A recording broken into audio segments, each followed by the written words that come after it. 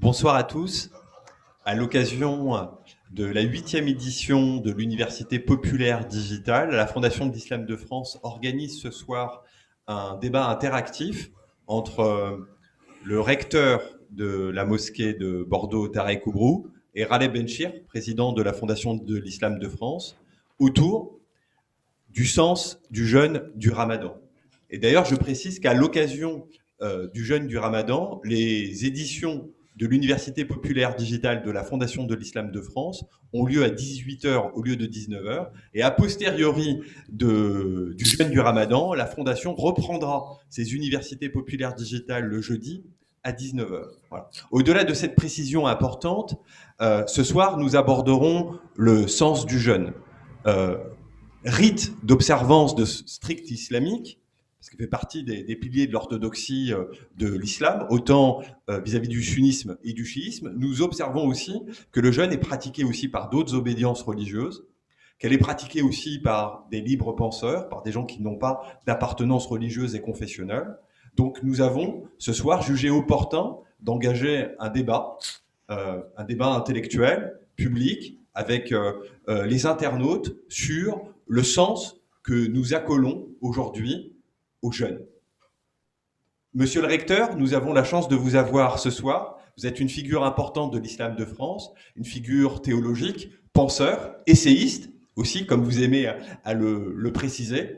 Et je ne présente plus du tout le président de la Fondation d'Islam de France, Raleb Benchir.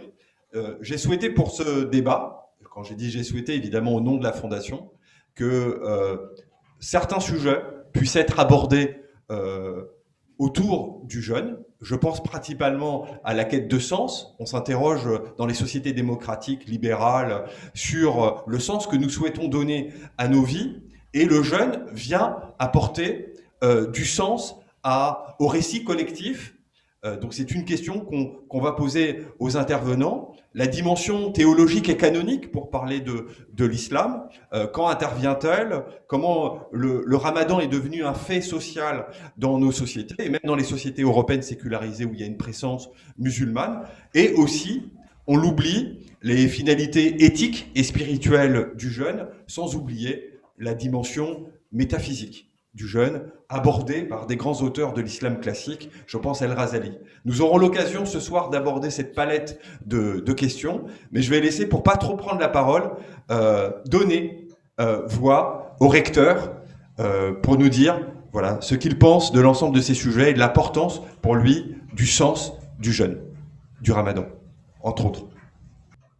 Tout d'abord, un grand merci pour cette invitation qui m'honore et qui me permet de partager avec vous quelques réflexions autour de la symbolique et de la pratique du jeûne. Le jeûne, comme vous l'avez souligné, figure parmi les pratiques rituelles de l'islam et anthropologiquement parlant, l'homme a toujours besoin de rites. Au fil de l'histoire humaine, l'homme a toujours besoin d'entrer à travers un langage symbolique avec la divinité, avec ce qu'il conçoit comme force métaphysique au-delà du perceptible. Donc, le jeûne, comme la prière, comme le pèlerinage, c'est une entrée symbolique en communication avec le divin. Il y a une portée symbolique, une portée éthique, une portée sociale, une portée mystique, une portée biologique également, parce que c'est une pratique également du corps, de l'esprit, avec des effets d'ordre social. Et donc, tout rite qui se respecte a ses multiples dimensions. Et donc, le jeûne n'échappe pas à cette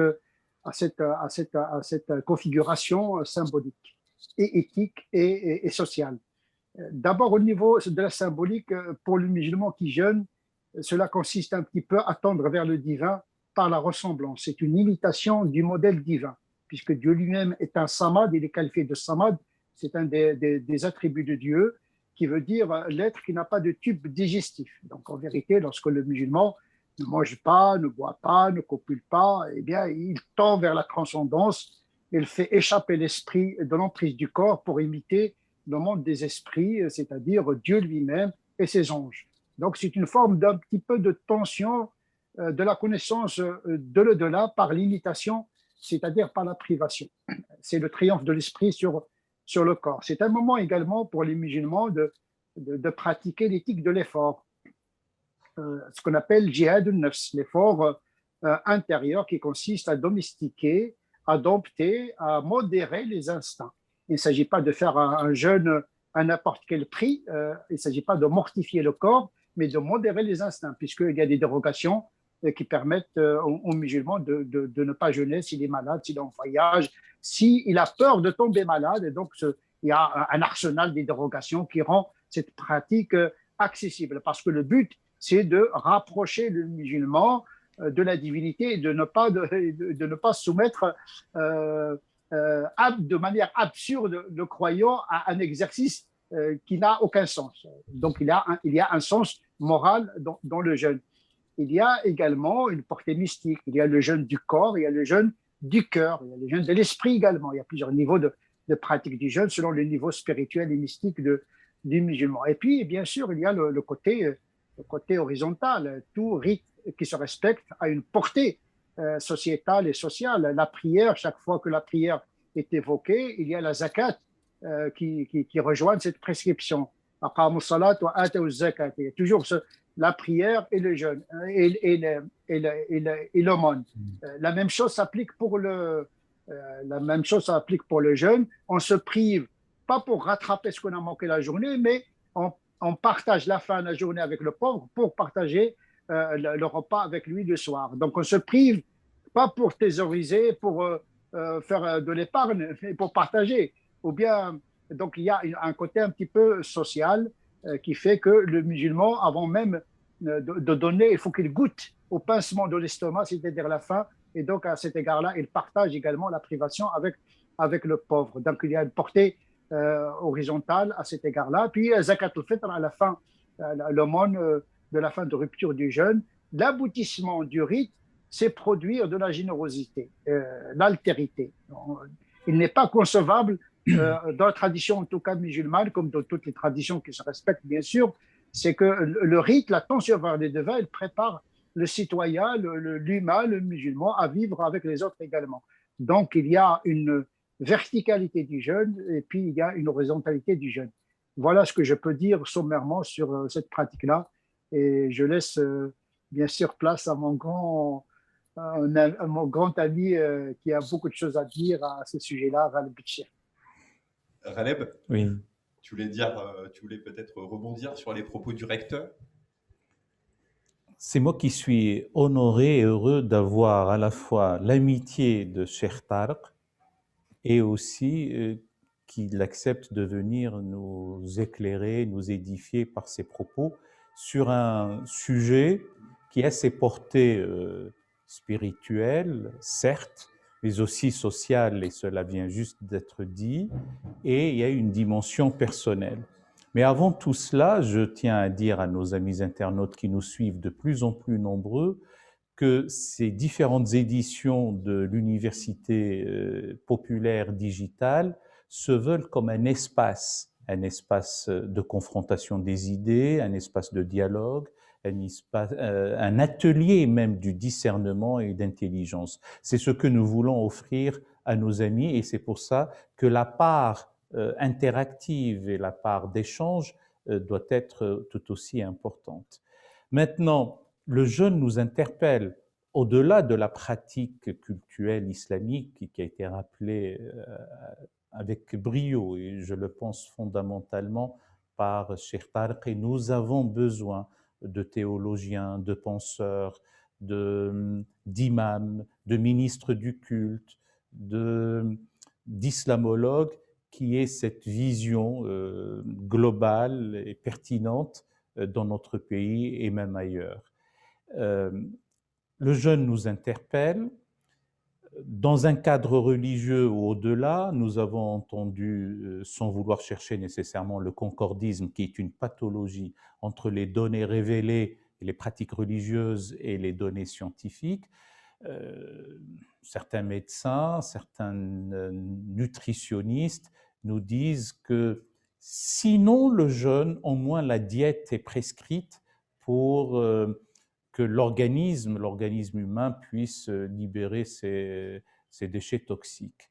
Donc la dimension personnelle est aussi une dimension d'éducation de l'âme, de patience, d'endurance. L'on se forge un caractère trempé. Lorsqu'on se retient devant le licite, il n'y a pas plus légitime que de manger et de boire, a fortiori si on a faim et soif. Mais on se retient, c'est qu'on on s'entraîne à pouvoir être dans des situations où l'on pourra se retenir devant l'illicite, devant l'illégitime, etc. Ce fameux djihad al-nafs rappelé par Cheikh Tariq Koubrou, l'effort sur soi, ce combat spirituel, comme disent certains, c'est le fait aussi de pouvoir juguler ses désirs, réguler ses passions, œuvrer contre ses mauvais penchants, se maîtriser au moment de la colère. Donc c'est vraiment une école de vie. Et c'est ce qui est recherché dans le cadre du jeûne du mois de Ramadan, et peut-être aussi en dehors de ce cadre, mais ça nous le verrons tout à l'heure et nous nous interrogerons mutuellement. Le deuxième point, ce que Cheikh Tariq appelle la dimension sociale, ou transversale, ou horizontale, en tout cas dans la cité, c'est celle de la générosité, de la solidarité, de l'entraide, du partage. On est attendri particulièrement durant ce mois, le mois du jeûne, quant au sort de celui qui n'a pas choisi de jeûner et pour qui le jeûne est imposé. Les musulmans jeûneurs ont l'espoir de rompre leur jeûne le soir. Certains n'ont même pas cet espoir. Ils peuvent rompre leur jeûne quand ils sont au bord de l'inanition. Cela implique qu'il y a d'autres personnes qui sont dans des situations d'indigence, de pauvreté extrême, et donc on est dans un élan de solidarité. Il y a bien sûr la ferveur spirituelle, il y a aussi les aspects festifs, mais il ne s'agit pas, et à juste raison, de rattraper le soir ce qu'on n'a pas pris le jour. Cette privation n'a pas comme contrepartie autre chose que le partage, et là ça a été dit avec beaucoup de sagesse par Cheikh Tariq. Un dernier point, c'est aussi l'élévation spirituelle. À la fatigue physique, il y a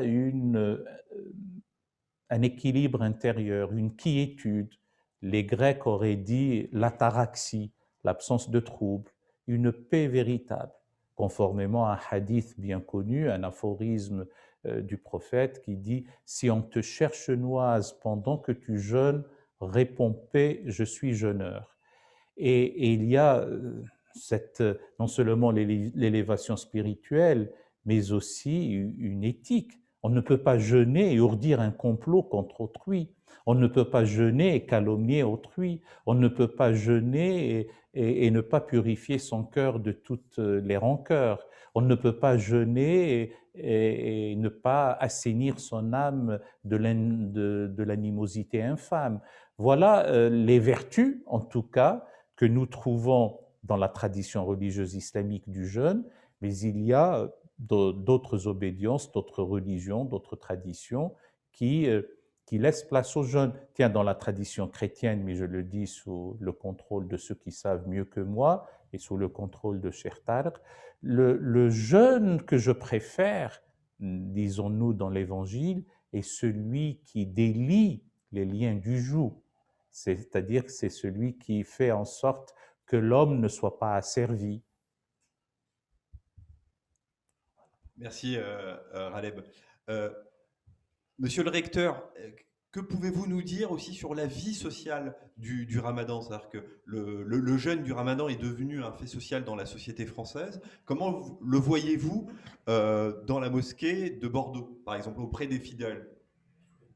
D'abord, avant de répondre à votre question, j'aimerais rebondir sur ce que Raleb a dit à la fin de son intervention sur la dimension de la libération de l'homme de lui-même. C'est-à-dire, ce jeûne nous permet de faire triompher l'esprit sur la tyrannie du corps et les addictions, et sortir de l'habitude, d'une certaine manière, rompre l'habitude. On ne peut pas. Les religions ne sont pas comme les théories révolutionnaires qui veulent changer le monde entier sauf eux-mêmes. Le Coran dit Dieu ne change pas l'état d'un peuple tant que celui-ci n'a pas changé ce qu'il y a en lui-même. Le premier champ de bataille, c'est nous-mêmes. Et le jeûne nous apprend à descendre dans le désert intérieur pour pouvoir exorciser justement ces pulsions qui nous conditionnent, qui nous déterminent. C'est un sortir du déterminisme de l'habitus et du corps. Sans mortifier le corps, on améliore la condition du corps et du corps en même temps. Et donc, effectivement, cette dimension de la liberté, de la résistance à la consommation à autrui. On est passé d'un citoyen aujourd'hui à un simple consommateur, comme si on est conditionné à consommer à outrance. Le jeûne, c'est un mois de la décroissance pour la croissance. Consommer moins pour consommer mieux d'une certaine manière. Et aussi, le jeûne, c'est un moment d'hédonisme, parce qu'on apprécie le goût de la nourriture après privation. Donc, on sort de l'habitude du plaisir par la privation pour redécouvrir le goût de l'alimentation après privation. Donc, il y a une dimension de jouissance, justement, le sa'im et farhatan, pour le jeûne, il a deux joies. Donc c'est pas antinomique. La pratique et la joie ne sont pas antinomiques. Au contraire, parmi les visées du jeûne, c'est découvrir la joie à la fin de la journée après avoir accompli son jeûne.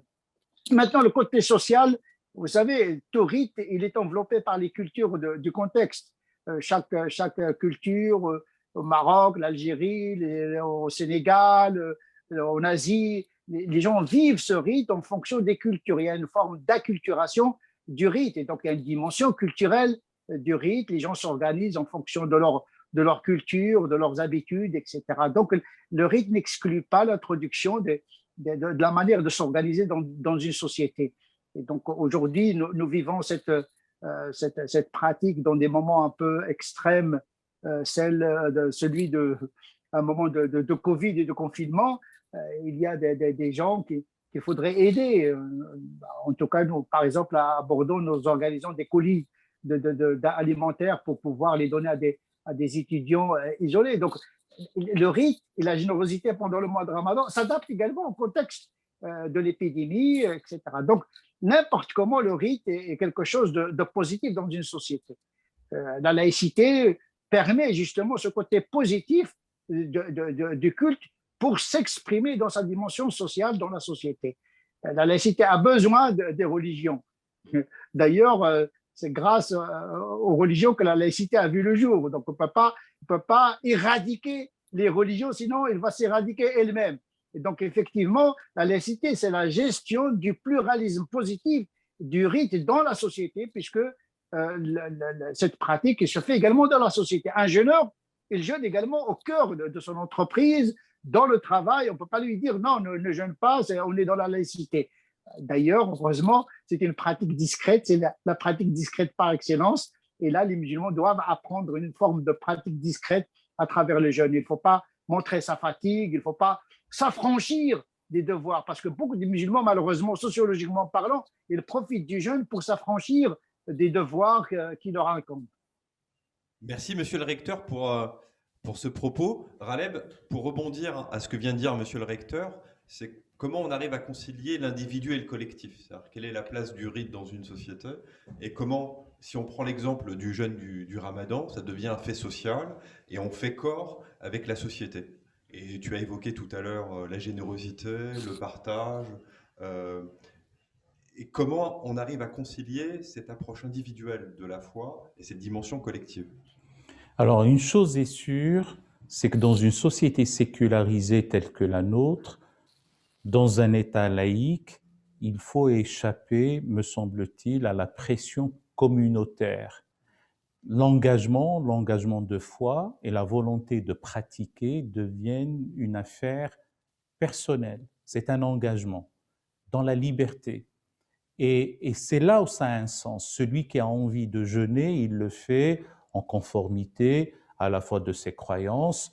Pour le musulman, il y a bien un verset coranique qui l'invite à cela, puisqu'il le lui dit clairement, « Oh, vous qui avez cru, il vous est prescrit de jeûner comme il a été fait à vos devanciers, puissiez-vous ainsi atteindre la piété ». C'est le fameux verset 183 de la sourate 2.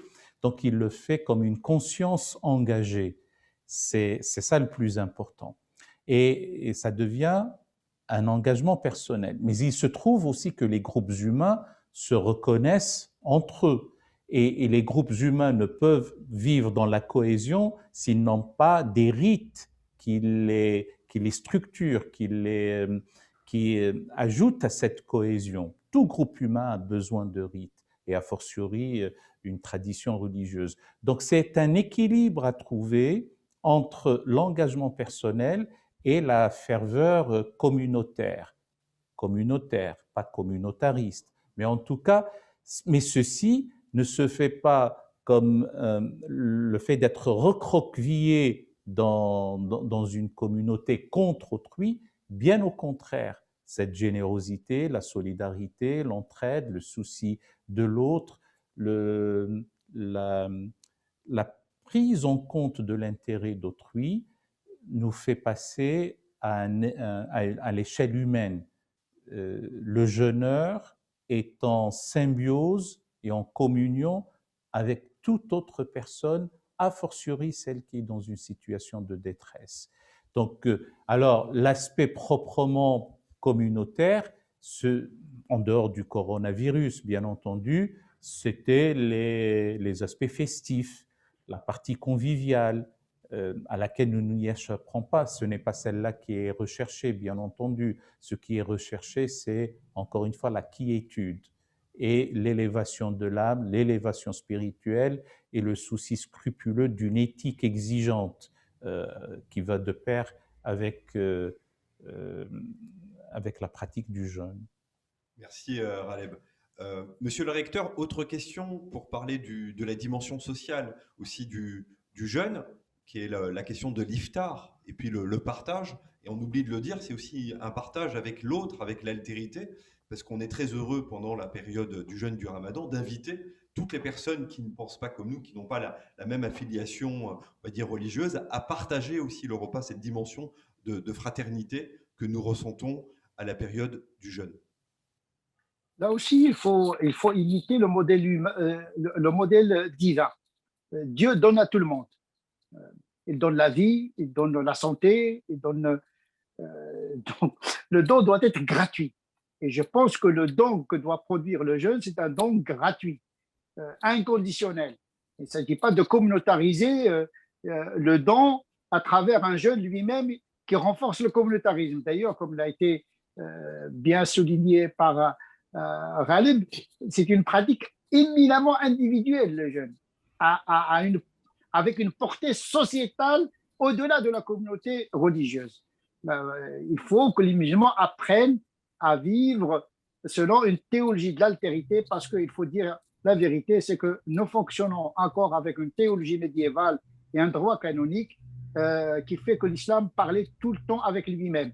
Aujourd'hui, on est dans des sociétés mondes, on est dans des sociétés, je dirais, une humanité fractale où le tout est dans la partie, le monde est dans la société est dans le quartier. Nous devons apprendre à nous réaliser dans la transcendance avec l'autre qui n'est pas forcément musulman. Être dans une communauté spirituelle, mais en même temps être dans une communauté nationale avec un destin commun. Comment vivre le rite dans cette perspective, double perspective, enraciné quelque part, mais ouvert et enrichissant quant à son rapport avec le monde, l'humanité et la société. Mais donc cette partie de convivialité doit toucher les musulmans et les non-musulmans. Par exemple, le colis que nous organisons à Bordeaux, ce n'est pas à destination uniquement pour les musulmans. La misère ne connaît pas de religion, elle frappe tout le monde. Et il n'y a pas de frontières. Donc nous devons combattre l'ennemi commun qui est la misère et l'ignorance. Raleb, vaste débat que celui de concilier une forme de particularisme et puis d'être ouvert aux formes de l'universalité. Et puis, monsieur le recteur a abordé aussi les formes de solidarité qu'on voit dans chaque association musulmane pendant la période du jeûne du Ramadan, qui distribue des repas, et on le voit à l'échelle de l'Hexagone, voilà, qui est aussi une réalité sociale. Oui, c'est une réalité sociale et c'est un point qu'il faut savoir mettre en avant. Pas simplement pour dire que les musulmans sont généreux, la question n'est pas là. Mais il se trouve, hélas, que d'aucuns, d'abord, agissent pendant le mois de Ramadan d'une manière qui n'est pas tout à fait acceptable par le bruit, par le fait de ne pas avoir cette sollicitude, le souci du voisin. Et donc, ça a donné lieu, malheureusement même, à cette expression du Ramadan. Ce n'est pas ce qui est voulu, ce n'est pas ce qui est recherché. Et ce qui est recherché par le jeûne, c'est le don, donc c'est l'ouverture sur autrui. Et là, quand les musulmans le manifestent, bien nous nous en réjouissons. Et ils sont dans leur vocation naturelle. C'est le sens compris du jeûne. A fortiori, quand on a les égarés criminels qui commettent l'irréparable pendant le mois de Ramadan, parce que c'est ça qui va les rapprocher davantage de leur prétendue compréhension du divin, c'est aussi une manière de montrer que les musulmans de par le monde, et particulièrement nos concitoyens, nos compatriotes musulmans, durant cette période-là, ont à cœur de montrer la générosité, la solidarité avec l'ensemble de leurs compatriotes, l'ensemble de leurs concitoyens et aussi avec les personnes qui sont résidentes dans notre pays, que notre pays accueille. C'est de la plus haute importance. Et c'est aussi une occasion de ne pas tomber dans les travers de la provocation, de l'idiotie. Ma difficulté, c'est si j'en parle, je donne de l'importance à un sujet qui n'a vraiment aucune importance. Et si j'en parle pas, je vois qu'on en avait monté de toutes pièces la question d'Évian et du litre et demi à boire ou ne pas boire. Alors, il y a peut-être quelques provocateurs qui ont fait, comme on dit, maintenant j'utilise le langage approprié, un bad buzz à propos de cela, alors que le jeûne, c'est tout simplement autre chose que le fait de tomber dans la provocation ou être provocateur soi-même. Au contraire, c'est faire preuve de patience, de sagesse, de calme, de maîtrise de soi et de froideur d'esprit. Merci Raleb. Mes chers internautes, on a souhaité aussi dans le cadre de ce débat interactif de prendre aussi directement aussi vos questions pour mieux favoriser les interactions avec vous. Donc je vais en prendre deux. Il y en a une qui vous est consacrée, monsieur le recteur. C'est une question de monsieur Alain Lacroix. Faites-vous une référence implicite à une relation enrichie avec sa spiritualité, je précise. Monsieur Alain Lacroix se réfère au principe évoqué par monsieur le recteur. Jeûner égale décroissance pour une croissance à nouveau. Pour quelle croissance, jusqu'où? Il reprend vos propos et il vous demande si cette référence est implicite à une relation enrichie avec la spiritualité. La deuxième croissance dont je parle dans ma phrase, c'est une croissance de l'humain, et pas la croissance matérielle, parce qu'il faut chercher la croissance dans l'humain. D'ailleurs, la zakat, c'est une croissance par le don, c'est-à-dire en diminuant, on s'élève d'une certaine manière. Donc, le jeûne, d'une certaine manière, propose une nouvelle forme d'économie.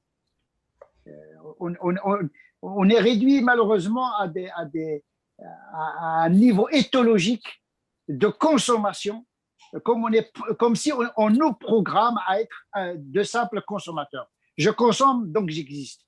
Le jeûne nous rappelle qu'il n'y a pas que le corps à nourrir, il y a l'esprit à nourrir. Donc il faut trouver le juste équilibre.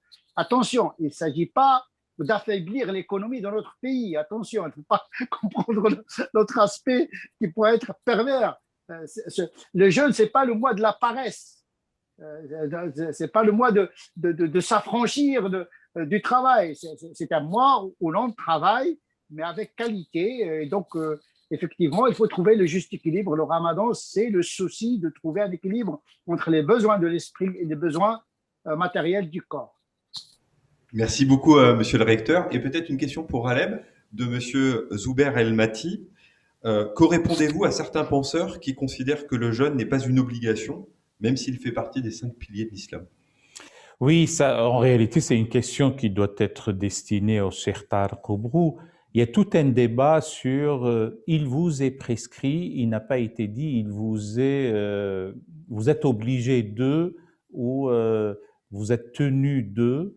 Le terme arabe, il est laqad kutiba et ce n'est pas laqad forida. Mais à ce débat, au mini-débat qui s'est instauré depuis quelque temps, certains rites sont aussi explicités par l'enseignement prophétique. La prière est centrale dans la pratique cultuelle islamique, mais la manière de la pratiquer, de s'en acquitter, de l'observer, a été expliquée, encore une fois, par l'enseignement prophétique. Ce qui est sûr, encore une fois, c'est que la pratique du jeûne est personnelle, éminemment personnelle et individuelle. Il faut sortir de la tyrannie, j'allais dire, de la communauté. Ce qui se passe, si je me réfère uniquement à notre pays ici, dans certains quartiers, dans certaines banlieues, ce qui est perçu comme étant une trahison, une désertion et même un manque de bravoure de ne pas jeûner, et donc les autres viennent penser au mieux le déjeuneur. Et ailleurs, sous d'autres climats et dans certains pays, il y a la judiciarisation du fait de manquer le jeûne par l'administration, ce qui est inacceptable. L'administration n'est pas captatrice de la conscience des personnes. Donc, en réalité, le débat est sur ce mot, sur le fameux verbe. Le reste, c'est une pratique reconnue faisant partie des 5 piliers de l'islam. D'aucuns ajoutent, en réalité, ce qui est recherché par le croyant, c'est le fait de croire en Dieu le jour du jugement dernier et de faire des œuvres pies, de faire des bonnes œuvres. Mais un musulman de stricte observance, ayant la validité physique, la possibilité de s'acquitter de cette pratique pour être un bon pratiquant, je ne dis jamais bon musulman, il vaut mieux d'ailleurs mettre l'épithète de l'autre côté, il vaut mieux avoir des musulmans bons que de chercher à être des bons musulmans. Mais en tout cas, quelqu'un qui est de stricte observance aura à jeûner parce que le jeûne est un lien direct entre le divin et la créature. Monsieur le recteur, vous voulez ajouter, vous voulez répondre? Oui, en effet, il y a beaucoup de prescriptions qui s'imposent entre guillemets aux musulmans qui n'existent pas dans le Coran. Les 5 prières n'existent pas dans le Coran, par exemple. En tout cas, tout dépend comment on pratique le jeûne, parce que le jeûne, il est fait pour l'humain et pas le contraire. C'est de l'interprétation des pratiques dont il s'agit, parce que c'est la loi qui est faite pour l'homme et pas le contraire. Le jeûne, il est inscrit même dans l'éthologie animale. Il y a des animaux qui jeûnent, qui entrent en hibernation. C'est même un besoin biologique. Jeûnez, vous aurez la santé, dit le prophète. C'est une thérapie du corps également, etc. Aujourd'hui, il y a des cliniques du jeûne, etc. Donc, cette prescription, elle est bénéfique à tout égard à l'être humain, abstraction faite, est-ce qu'elle est obligatoire ou pas, une obligation. Peu importe, c'est comment on jeûne et pourquoi on jeûne et dans quel sens. C'est ça qui doit nous importer. Le musulman ne marche pas tout le temps avec des coups d'obligation, mais avec une adhésion, avec un désir, parce qu'il donne sens à sa pratique de toute façon. Et c'est vrai qu'il y a des pratiques, effectivement, qui ternissent l'image du jeûne et qui dégoûtent les gens. De toute manière, celui qui est capable de jeûner, qui jeûne, celui qui n'est pas capable, il a la dérogation. Donc, où est-ce qu'il est le problème? Donc, s'il y a une difficulté, il a la dérogation de ne pas jeûner, de commuer cette pratique par le don, etc. N'importe comment, le musulman trouvera, d'une manière ou d'une autre, jeûner ou pas jeûner. Voilà. Donc, le problème, ce n'est pas dans le sens de l'obligation, c'est dans le sens que nous donnons à cette obligation, de toute manière. Merci, monsieur le recteur. Alors, Raleb, monsieur le recteur, on remercie cet internaute, monsieur Lacroix, qui nous pose encore une question, parce que c'est la question que je voulais vous poser. C'est que certains brandissent le jeûne comme un bienfait thérapeutique, et monsieur Lacroix pose la question de son bienfait pour une guérison? Est-ce que le jeûne permet la guérison? Donc moi, la question que je voulais poser, c'était celle du bienfait thérapeutique, mais elle corrobore la question de notre internaute qui nous suit ce soir. Oui, bien sûr, il ne faut pas tomber non plus, comme il a été dit par Ghalib, de tomber dans le concordisme. C'est-à-dire, ça, c'est un des effets positifs du jeûne, tout simplement. Il y a un effet biologique, il y a un effet thérapeutique, il y a un effet social, il y a un effet symbolique, il y a un effet mystique. Donc, c'est une pratique pluridimensionnelle qui fait que le jeûne, en tout cas, ne doit pas porter atteinte à l'intégrité du corps. Hifdun nafs, préserver le corps, c'est une des visées de la charia. La maladie, la fatigue, de toute manière, toute thérapie a des contre-indications. C'est comme un médicament à consommer, à ne pas dépasser la dose prescrite. Il faut jeûner, mais à condition de ne pas affaiblir à outrance et de manière excessive le corps, parce que ça pourrait porter préjudice à l'économie, à l'essor matériel du musulman. Le musulman qui a un travail pénible, qui ne peut pas assurer son travail tellement pénible, il y a une dérogation de ne pas jeûner et de récupérer son... Il y a toujours... D'ailleurs, lorsqu'il y a eu prescription dans le Coran du jeûne, à la fin du verset, Dieu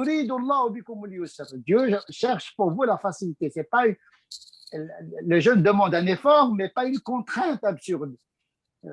La gêne n'est pas une des visées de la prescription. La contrainte n'est pas recherchée, mais l'effort qui est recherché. Point de contrainte dans les pratiques de la religion. Mais quand il n'y a pas le désir de pratiquer, la pratique devient comme une punition. Un islam qui est subi. Malheureusement, beaucoup de gens subissent le jeûne. Ils le font subir aux autres. On le voit dans les banlieues, vraiment devenir un sport, une concurrence, etc. On veut l'imposer aux autres parce que nous-mêmes, nous jeûnons, nous devons l'imposer aux autres. C'est comme on est puni, on doit punir tout le monde. En réalité, ce n'est pas une logique du jeûne. La logique du jeûne, c'est le partage avec générosité. Monsieur le recteur, Ghaleb, on a abordé la dimension sociale du jeûne et sa dimension horizontale, mais pour aborder la dimension transcendantale du jeûne, on aborde peu dans le milieu islamique la finalité, les visées éthiques du jeûne. Et je sais, monsieur le recteur, la sensibilité que vous accordez à cette dimension, ainsi que Ghaleb. Et moi, la question que je vais vous poser, c'est comment voyez-vous, et vous l'avez abordé en propos liminaire, cette dimension éthique du jeûne? Le rite a cette fonction morale, c'est-à-dire transformer le comportement. Le prophète a résumé tout son message dans le hadith qui dit « Je ne suis envoyé que pour parfaire la vertu, le bon comportement ». Donc les rites versent dans cette finalité. C'est-à-dire la prière protège de la turpitude, le jeûne nous permet de vaincre nos faiblesses et par conséquent, un jeûne qui ne transforme pas le comportement du musulman reste un jeûne inachevé. Donc, quand on jeûne, il ne s'agit pas uniquement de se priver de la nourriture et de la sexualité, mais il faut éviter le mauvais regard, les mauvaises pensées, les mauvaises paroles. Il y a le jeûne de la parole, il y a le jeûne du regard, il y a le jeûne de l'ouïe, il y a le jeûne de la main, il y a le jeûne du corps, ce qu'on appelle le jeûne des élites. Et puis, il y a le jeûne des élites, c'est-à-dire le jeûne du cœur, à se priver des pensées négatives, des pensées noires, des pensées pessimistes. Parce que le propre de la foi, c'est donner l'espérance. Donc, un jeûne qui ne nous protège pas des idées obscures, de l'interprétation de la religion obscure, n'est pas véritablement un jeûne. D'ailleurs, le prophète étudiait le Coran avec Gabriel pendant le mois de jeûne. C'est un moment intellectuel. Il faut corriger les mauvaises pensées également pendant le jeûne. Donc, c'est un moment également intellectuel où l'esprit est disponible, non seulement pour tendre vers le divin, mais pour étudier la parole de Dieu, parce que c'est le mois du Coran. Le Shahr Ramadan, le Coran, D'ailleurs, nous jeûnons le Ramadan parce que c'est une commémoration de la descente de la révélation. Et la révélation, c'est un souffle. Ainsi, nous t'avons révélé un souffle. Et le souffle ne peut être approché que par un souffle, c'est-à-dire celui de l'esprit. Et donc, c'est l'intellect, le cœur, ils doivent être engagés également dans la pratique du jeûne. Malheureusement, ce côté-là n'est pas mis en relief par les prédicateurs, par les discours, parce que c'est ça qui fait la taqwa dont parle le verset pour lequel le Coran dit le jeûne a été prescrit. Le jeûne a été prescrit pour atteindre taqwa. Et taqwa, c'est l'acte intérieur. Taqwa haouna, a dit le prophète, la taqwa est intérieure, c'est la pratique de l'esprit. Donc il y a la foi, il y a la loi, il y a la voie. Donc ce verset de prescription du jeûne, il concentre trois dimensions. Ya ayyuhalladhina amanu, oh vous qui avez cru, donc il faut la foi comme une énergie pour la pratique. Kutiba alaykum, il vous a été prescrit, donc il y a la forme a été prescrite, c'est la loi, c'est le côté du droit canonique, c'est le côté de la sharia. La'allakum tattaqun, c'est la voie, c'est-à-dire la haqiqa, c'est-à-dire la pratique spirituelle qui est le domaine du sophisme, c'est-à-dire les pratiques de l'esprit. Merci, cher. Peut-être un mot, Raleb, sur cette dimension? Les visées éthiques du jeûne, ça rejoint d'abord ce qu'a dit Cheikh Tarq et ce que j'ai dit dans mon propos liminaire, c'est on ne peut pas jeûner en même temps en ourdissant un complot.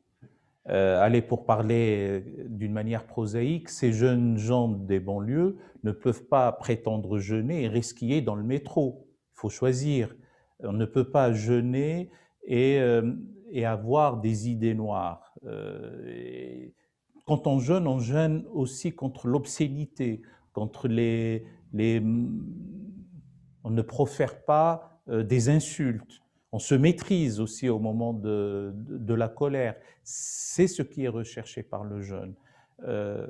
J'ai été très sensible à l'évocation de ce triptyque, le jeûne des personnes ordinaires, le jeûne de l'élite. Il n'y a pas une hiérarchisation au niveau de la dignité humaine, mais il y a aussi ceux qui savent, tout en jeûnant, faire en sorte que même leurs organes puissent observer, si je puis dire, un jeûne. Et puis, il y a le jeûne de l'élite, d'entre l'élite, parmi l'élite. Ceux-là sont encore dans une éducation véritablement intérieure et celle du cœur. Ça, c'est dans la pratique religieuse islamique, c'est ce qui est voulu, à la fois pour apaiser les tensions, pour être à la fatigue physique, parce qu'on est fatigué en fin de journée après avoir jeûné, surtout quand les journées s'allongent. Eh bien, à la fatigue physique, il y a des grâces divines, en tout cas pour ceux qui croient qu'ils les reçoivent. Et c'est ça l'état du jeûneur. Et c'est ce qui est encore une fois recherché, non seulement au niveau de l'élévation spirituelle, mais aussi au niveau de la portée éthique et cette finalité de pouvoir vivre en bonne intelligence avec autrui. Merci Raleb pour cette réponse. Monsieur le recteur, on a monsieur Abdel Bouter qui pose une question qui est loin d'être anodine. Quelle différence faites-vous entre le jeûne et le saum? Donc, siyam et saum. Ouais. Siyam et saum. Oh, c'est la même chose, peu importe la sémantique. Le siyam et saum, pour moi, c'est la même chose. On ne va pas entrer dans des recherches linguistiques, sémantiques sur la différence grammaticale, sur ces significations-là. Le jeûne, il est défini canoniquement parlant par les textes, le fait de ne pas boire, de ne pas manger, de ne pas avoir de jouissance sexuelle depuis l'aube jusqu'au coucher du soleil. Voilà la définition canonique. Maintenant, siyam, comme recherche linguistique, je pense que ce n'est pas l'objet de notre rencontre. Raleb, on n'a pas encore abordé l'approche métaphysique. Et je sais que, monsieur le recteur, on avait eu un échange à ce sujet lorsqu'on a parlé d'El Razali, mais sans vouloir rentrer dans la scolastique médiévale islamique. Et vous aviez abordé l'apport de ce penseur médiéval, et notamment sur le sujet qui est le nôtre ce soir. Est-ce que vous, voilà, à destination du public internaute, est-ce que voilà, vous pouvez vulgariser un peu le propos et votre réflexion sur le sujet?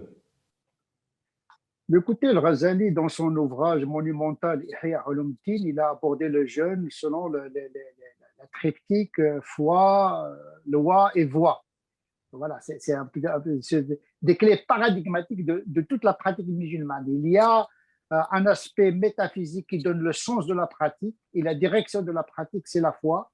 Il y a la forme qui est canonisée, pas canonisée, mais qui est encadrée par ce qu'on appelle la charia, droit canon, etc. C'est-à-dire l'aspect exotérique de la pratique de l'jawarih, la pratique du corps, et puis la voie, c'est-à-dire le cheminement que le corps entame lors de cette pratique-là. Et donc, dans son Ihya Ulumuddin, lorsqu'il a traité Siyam, eh bien, il a parlé de ces trois dimensions constitutives de toute pratique rituelle, et notamment concernant le jeûne du mois de Ramadan.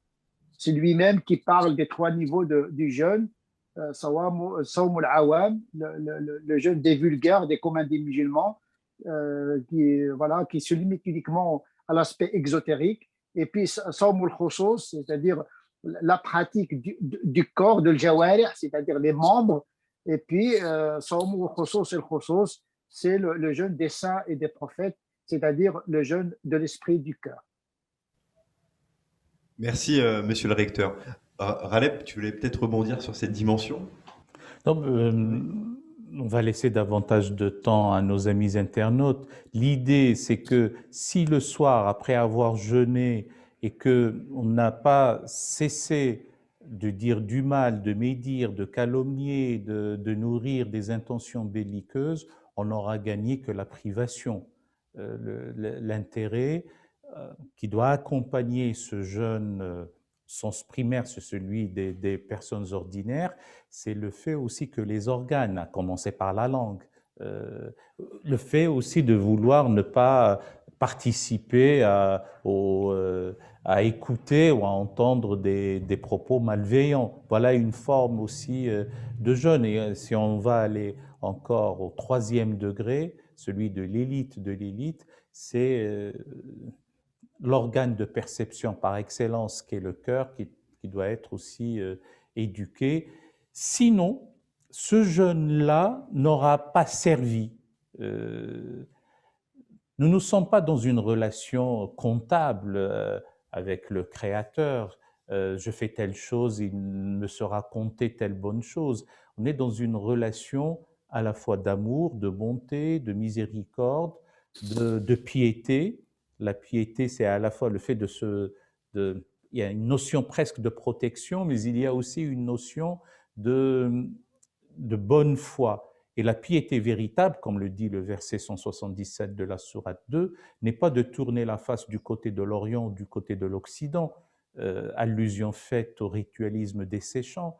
La piété véritable est au-delà de la foi, c'est le fait d'être au secours de l'homme en détresse, de la femme, de la veuve indigente, du rachat des captifs, de l'enfant de la route. Et c'est pour ça que les familles musulmanes tiennent à observer et perpétuer la tradition de l'enfant de la route, du couvert de celui qui vient faire honneur de venir partager le repas de rupture du jeûne, le fameux iftar. Et donc Al-Razali, je le dis pour nos internautes, pour nos amis, qui est de 1058 à 1111, ça veut dire que c'est déjà le tournant du XIIe siècle, et l'ouvrage cité, l'ouvrage monumental par Cheikh Tariq, Ihya Ulumuddin, parce que certains parmi ceux qui nous suivent ne connaissent pas l'arabe, c'est celui qu'on traduit par l'ouvrage de la revivification des sciences de la religion. D'ailleurs, il a écrit cet ouvrage parce qu'il a constaté un assèchement de la religion. Donc, il a insufflé dans la théologie et dans le droit canon ce qui lui manquait, c'est-à-dire le souffle soufi qui donne justement cette pièce manquante aux pratiques. Et à cet égard, Al-Ghazali il reste un auteur d'une grande actualité. Alors, je profite de ce moment pour vous dire qu'on arrive déjà à l'heure de la conversation et qu'on va prendre de plus en plus, monsieur le recteur, des questions des internautes. Il y en a une qui touche la théologie islamique de monsieur Zouber El-Mati. Sa question est la suivante, si je la reformule. Selon la jurisprudence islamique, peut-on effectuer le jeûne sans le rite de la prière? Il y a une règle qui dit celui qui fait ne serait-ce qu'un atome le verra, c'est une règle coranique, et celui qui fait ne serait-ce qu'un atome du mal le verra. Donc, les pratiques sont indépendantes. La pratique de la prière ne dépend pas du jeûne, le jeûne ne dépend pas de la prière, le pèlerinage, ce sont des pratiques indépendantes. Donc, il n'y a aucun lien canonique entre le jeûne et la prière. Et Raleb, on a une question sur le ramadan fait-il partie aujourd'hui de la vie sociale française et de l'imaginaire collectif? En gros, est-ce que l'islam fait quand même partie de manière intégrante aujourd'hui de la vie nationale? Alors, mon cher Chiheb, j'enlève le quand même. Oui, oui, non. La pratique religieuse islamique et la tradition religieuse islamique et l'islam, qui soit écrit avec grand I ou petit i, fait partie intégrante de la nation. C'est une composante de la nation, à l'instar des autres traditions religieuses. Il y a, certes, je l'ai toujours dit, à propos de l'identité, que je ne qualifie jamais de nationale, je dis l'identité de la France, repose sur une roche-mère qui se trouve être la tradition catholique, la religion chrétienne dans sa confession catholique, puis il y a nos compatriotes protestants, il y a l'apport de la religion juive. N'oublions jamais la famille des Ibn Tebboune. Ibn Tebboune, hein, ça n'a rien à voir avec le président de la République algérienne. Rachi, bien sûr, de Troyes. Et il y a l'apport islamique. Je ne rentrerai pas dans le détail de l'islam, l'histoire, Charles Martel, la présence sarrasine, etc. Je parle simplement d'une réalité à partir, ne serait-ce du Second Empire et de plus en plus de maintenant, et le tout sous la voûte commune de la laïcité. Je consonne tout à fait à ce que dit Cheikh Tarek quand il s'agit d'une pratique dans la discrétion, en tout cas pas dans l'ostentation dérangeante. Et je suis totalement en phase. Si on a envie de le vivre dans la ferveur, oui, mais dans le respect aussi des sensibilités, du voisinage, des autres membres de la communauté nationale. Mais le jeûne du mois de Ramadan est une réalité française,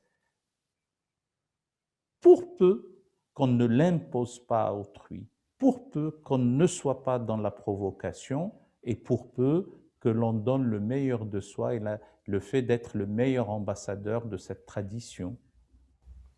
Merci Raleb. On a une internaute, Hélène, qui pose des questions, monsieur le recteur, sur le calcul astronomique.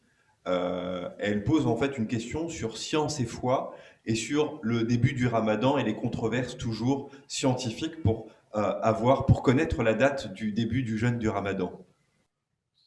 Écoutez, le calcul astronomique est le moyen le plus approprié pour déterminer le calendrier liturgique des musulmans en général et celui du jeûne du mois de Ramadan en particulier. Nous sommes désormais dans des sociétés bien organisées. Le musulman doit également organiser ses pratiques rituelles, ses fêtes également. Et le calcul astronomique, non seulement il est plus précis que la simple vision par l'œil nu ou même par un moyen approprié. Donc, je pense que doublement l'astronomie est plus efficace, et parce que plus efficace et plus conforme à l'esprit justement de notre religion. Et donc, effectivement, le calcul astronomique nous permet d'éviter un suspense inutile et des attentes. La nuit de doute, c'est pas une nuit ritualisée. Le doute, élevé par le calcul. Donc, on ne doit plus parler de l'électrique. Il faut effacer ça du lexique musulman, notamment le lexique musulman français. Merci, monsieur le recteur. Et on a une autre question, peut-être aussi pour Raleb et aussi pour vous, monsieur le recteur. C'est dans la tradition canonique, le mois du Ramadan est-il saint? Est-ce que c'est un mois béni par Dieu? Écoutez, il ne faut pas s'engouffrer dans une sémantique qui n'aboutit à rien du tout. La sainteté, c'est dans le cœur du croyant, c'est pas. Le sacré, c'est dans le cœur du croyant. Il y a un hadith saint qui dit « Je suis à l'image de ce qu'on pense de moi, mon serviteur ». Donc, même la conception de Dieu dépend de la disponibilité intérieure du croyant. Donc, tout se joue à l'intérieur. Il est béni lorsqu'on en profite, lorsqu'il a des effets positifs. Mais pour beaucoup de musulmans, le jeûne n'est pas du tout béni. C'est un calvaire, il y a beaucoup de dégâts, beaucoup de délinquance, il est béni pour les bénis. Et pour être béni, il faut être triplement conforme, c'est-à-dire avoir une foi sincère, se conformer canoniquement et avec intelligence à la prescription et le vivre intérieurement également, la pratique de l'esprit. Voilà un jeûne béni. C'est vrai qu'il est béni, le mois de Ramadan, il est béni dans le sens qu'il constitue une saison spirituelle favorable parce que le monde imperceptible se métamorphose. Il y a la présence des anges, il y a l'archange il y a Laylatul Qadr, une nuit qui est un peu particulière. Donc, c'est un mois favorable à la conversion pour le musulman. Le jeûne, c'est un mois de conversion et à cet égard-là, il peut être béni pour les gens qui ont décidé de se convertir. Il me semble que notre ami internaute, peut-être, c'est moi qui n'ai pas compris, je ne veux pas dire qu'il a fait une confusion, entre mois sacré, mois béni et mois saint. En ce qui concerne la sainteté, je le dis sous le contrôle de Cheikh Tarek, la sainteté est très parcimonieuse dans la théologie islamique. Il y a le saint par excellence qui est Dieu, il y a Jérusalem, le lieu de la sainteté par excellence aussi, la ville sainte, et il y a dans une vision, une approche du mystique Ibn Arabi, que Jésus est le sceau de la sainteté. Mais il n'y a pas de guerre sainte, il n'y a pas, le djihad n'est surtout pas une guerre sainte, et donc les saints sont plutôt des amis vertueux de Dieu. Donc le mois du Ramadan n'est pas un mois saint. Il n'est pas non plus un mois sacré faisant partie des 4 mois sacrés. En revanche, c'est un mois de bénédiction, c'est un mois de miséricorde. La première décade est une miséricorde. La deuxième décade, c'est un pardon. Et la troisième décade, c'est un affranchissement des tourments du feu, si je reviens au triptyque classique connu. C'est vrai que c'est un temps favorable à la fois pour l'élévation spirituelle, c'est aussi un temps pour que la miséricorde divine soit sur tout le monde, et notamment pour cette fameuse nuit, dite nuit du destin, de la contenance, de la mesure, du décret, selon les différentes définitions ou traductions.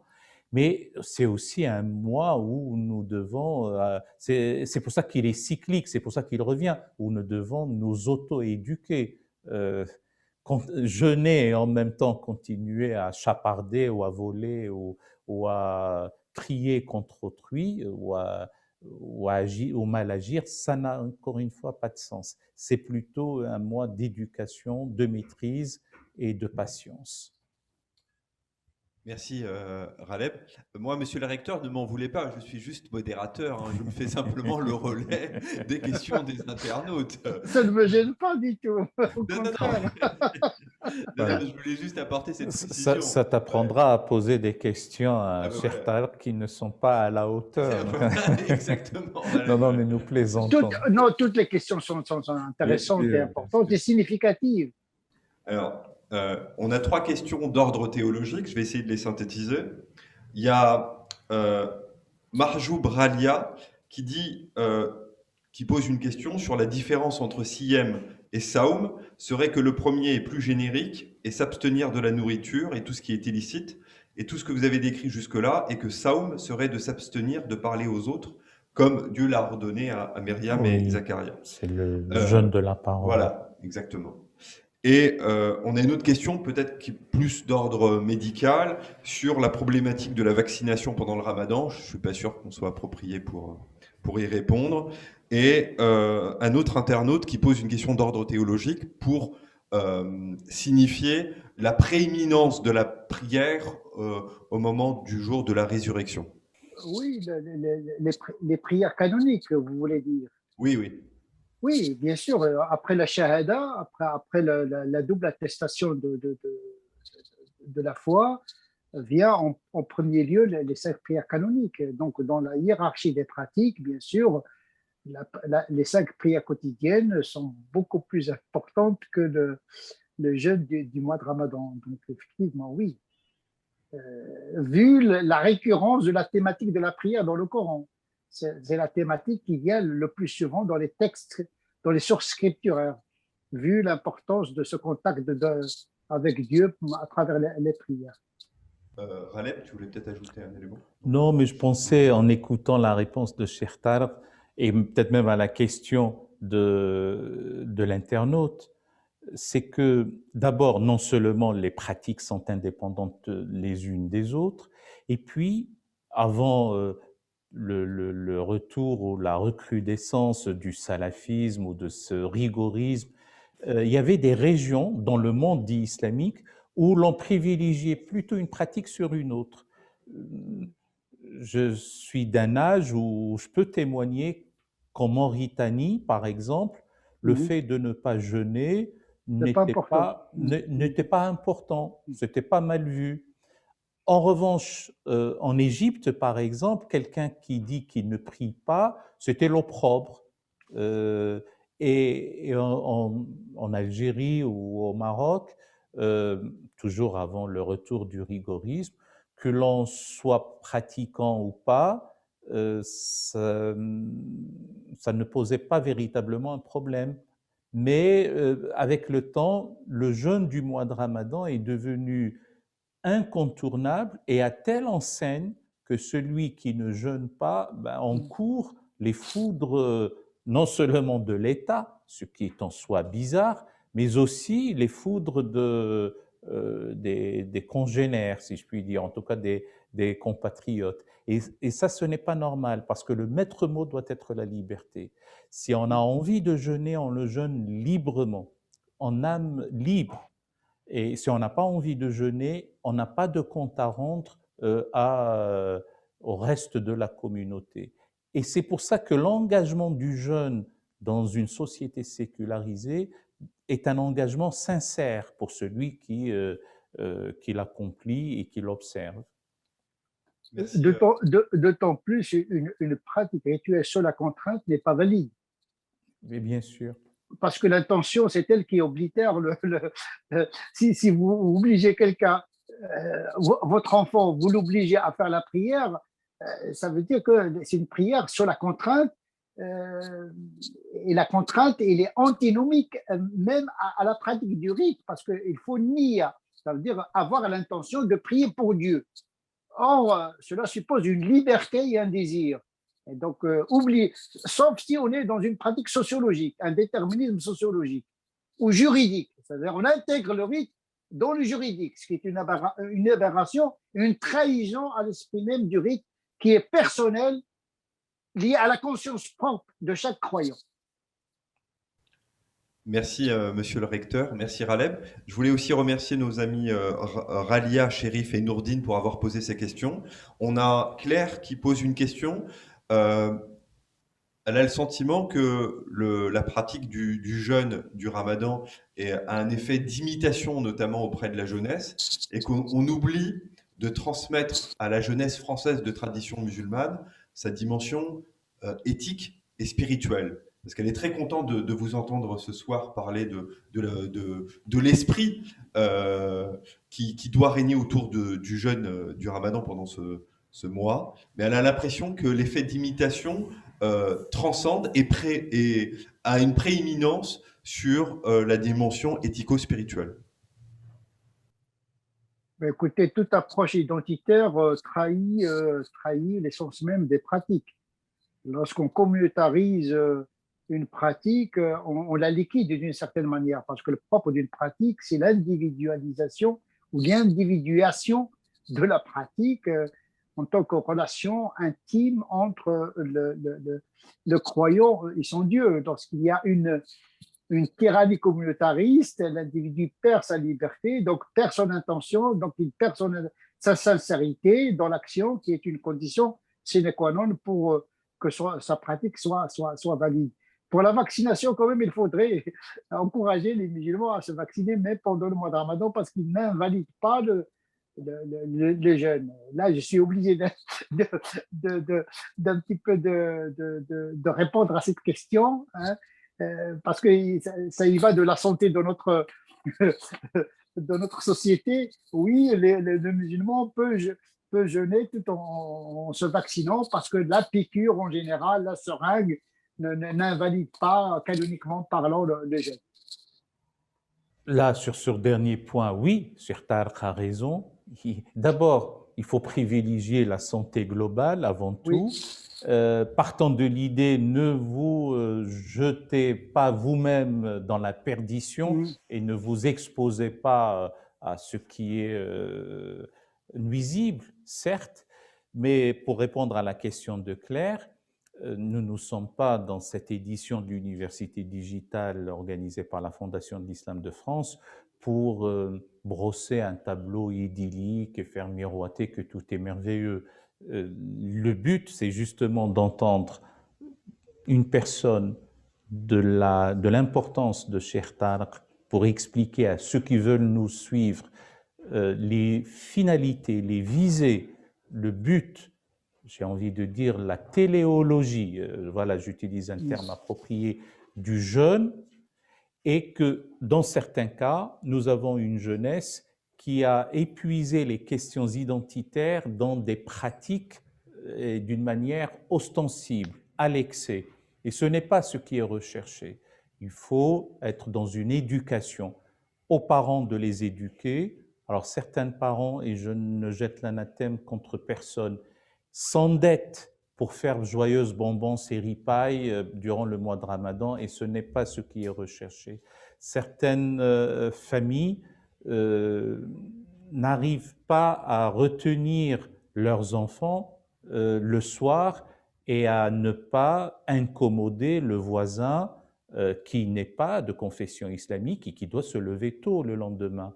Je ne parle peut-être pas de ces situations de coronavirus où l'on est en pleine pratique du télétravail, mais je pense que le souci d'autrui et la recherche d'un bon voisinage et de montrer sa disponibilité à être en bonne intelligence avec ses semblables, avec ses compatriotes, avec ses corréligionnaires, prime toute autre considération. Donc la recherche spirituelle, les visées éthiques sont de la plus haute importance dans la pratique du jeûne. On a une question de Mathieu, qui est la suivante. Est-ce que les rites religieux sont aussi une réponse à la crise de sens que subissent nos sociétés dites matérialistes, classiques? Ça veut dire que cette hyperconsommation donne à réfléchir et à trouver du sens, et le jeûne est évidemment un remède à cette crise existentielle dans nos sociétés contemporaines. Oui, en effet, parmi les finalités du rite, c'est de rappeler le sens. C'est pourquoi le temps spirituel est cyclique, contrairement au temps social, politique, civilisationnel qui est linéaire, justement pour résister à la tentation de l'oubli de l'essentiel, ce qu'on appelle dhikr. La prière, elle nous rappelle, le jeûne nous rappelle le sens du divin, le sens de la vie, le sens de la mort, le sens notre existence, etc. Donc, effectivement, la fonction essentielle d'un rite, c'est de la quête du sens et le rappel du sens, parce qu'on l'oublie dans l'agitation de la vie. Le rite nous permet de nous concentrer sur nous-mêmes et sur l'essence et l'essentiel de ce qui fait de nous des êtres humains. Merci, monsieur le recteur. On a une question peut-être pour toi, Raleb. Si je peux répondre, oui. Comment expliquer ce nouvel engouement du jeûne, et qui va bien au-delà évidemment de la tradition islamique, bien que le rite du jeûne en soit un des piliers de la tradition islamique, mais qu'on voit aujourd'hui un engouement pour la pratique du jeûne qui va bien au-delà des traditions spirituelles. Il y a peut-être la fameuse sobriété heureuse mise en avant, et notamment par Pierre Rabhi, pour citer son titre, mais à mon avis, cela remonte peut-être du temps où les routes de Katmandou ne désemplissaient pas. Après la proclamation fatidique de la mort de Dieu, l'on retrouve un engouement déjà du fait religieux, d'abord, comme un Dieu revanchard qui n'aurait pas accepté qu'on parlât de lui en termes de mort ou même d'éclipse, si j'en juge par le livre de Martin Buber, par exemple. Et puis, petit à petit, ces routes-là aussi, celles de Katmandou, n'attirent plus. Il y en a plutôt le pèlerinage de Saint-Compostelle ou d'autres itinéraires pour le pèlerinage, pour la tradition religieuse islamique. Il y a un engouement et aussi une nouvelle adhésion à l'aspect presque exotérique, à ce qui est extérieur au niveau des pratiques, mais d'autres aussi recherchent une intériorité. Et indépendamment de ça, parce qu'on ne peut pas mutiler, le mot est peut-être un peu fort, toute une société de sa dimension spirituelle. Il y aurait, allez, si je veux être prudent, un invariant besoin de transcendance, une soif inextinguible de spiritualité, et on ne peut pas rester uniquement dans le consumérisme, que dans les aspects purement matériels, que dans l'enveloppe charnelle et que la recherche des plaisirs, de l'hédonisme, etc. Il y a à un moment donné une volonté de fuir les vanités du siècle et se recentrer, se retrouver soi-même. Et parmi les canaux mis en avant pour y parvenir, il y a la pratique du jeûne, indépendamment de considérations religieuses. Il y a des naturopathes, c'est comme ça qu'on les appelle, qui préconisent le fait de jeûner. Il y a aussi certains guide spirituel. Je ne voudrais pas apparaître là aussi comme quelqu'un qui anathématise autrui, mais j'avais pensé à quelques pseudo-prophètes ou quelques faux gourous qui mettent en avant tel ou tel aspect qui n'est peut-être pas tout à fait franc ou sincère, mais d'autres qui sont dans une optique de vouloir aider autrui, notamment par la pratique du jeûne, ils y trouvent réconfort et bien-être à la fois spirituel et humain et physique. Merci Raleb. Monsieur le recteur, on a une question de Karima. C'est une question relative à la dimension métaphysique du jeûne. Peut-on la considérer comme une thérapie de l'âme? Oui, toutes les pratiques ont été, si j'ai bien compris le message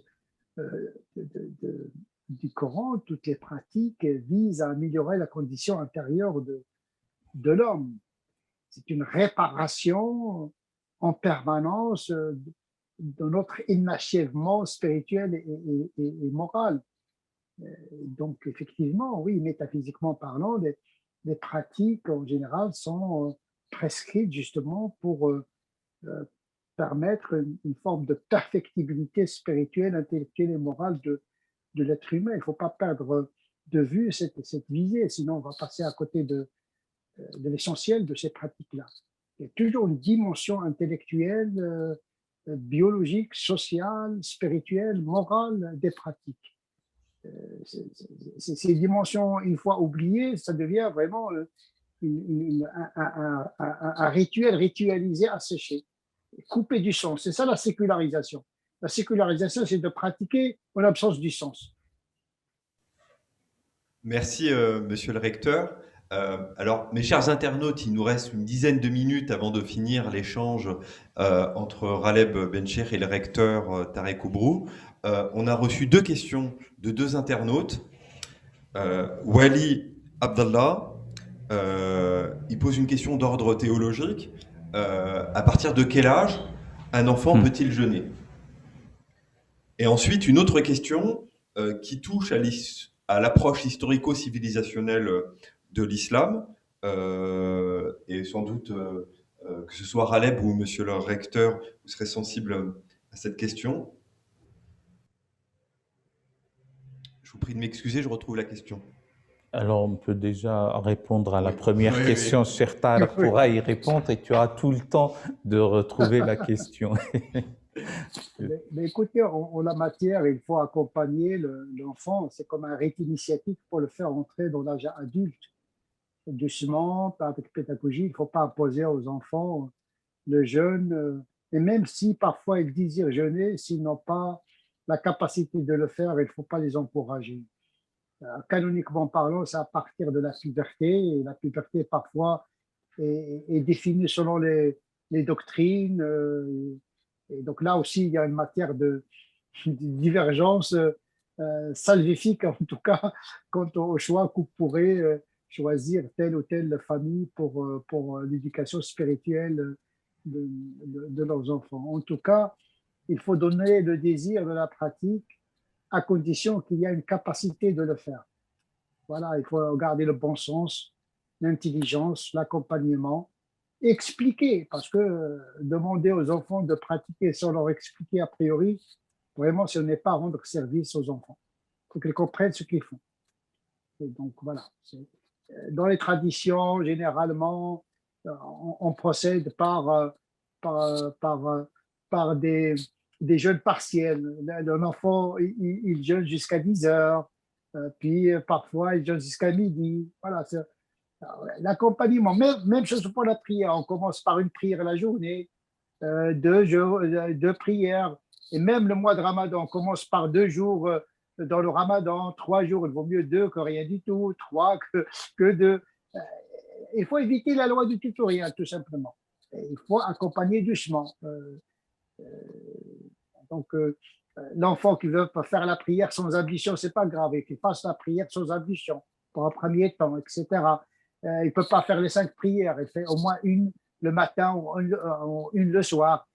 Doucement, il faut qu'il goûte à la pratique, il faut qu'il trouve un sens, un désir, pour qu'il grandisse comme ça, se construire tout seul et de ne pas lui imposer un rythme particulier, une pratique par la tyrannie. Ça ne marche pas. Et d'ailleurs, ce n'est pas conforme à l'esprit de l'islam. D'ailleurs, on utilise souvent un hadith qui dit demandez à vos enfants de faire la prière à 7 ans et frappez-les à l'âge de 10 ans. C'est un hadith apocryphe, attention, il faut faire attention, on ne fera pas un enfant pour la prière. C'est un hadith qui circule beaucoup, mais il n'est pas authentique. Merci, monsieur le recteur. Monsieur Nourdine Ahmed pose à certains égards 2 questions. La première, quand est apparue la pratique du jeûne en islam? Et la deuxième, il fait une référence historique. Est-ce que le prophète de l'islam, le prophète Mohammed, a-t-il pratiqué le jeûne à Médine en imitation et en miroir de la pratique judaïque, puisque les juifs de Médine pratiquaient le jeûne? Je laisserai les... Ouais. Si, quand même. Donc, à ma connaissance, le mois de Ramadan lui-même, son étymologie renvoie à Ramda, et aussi étonnant que ça puisse l'être, à Ramda, c'est la conjonctivite, ou en tout cas,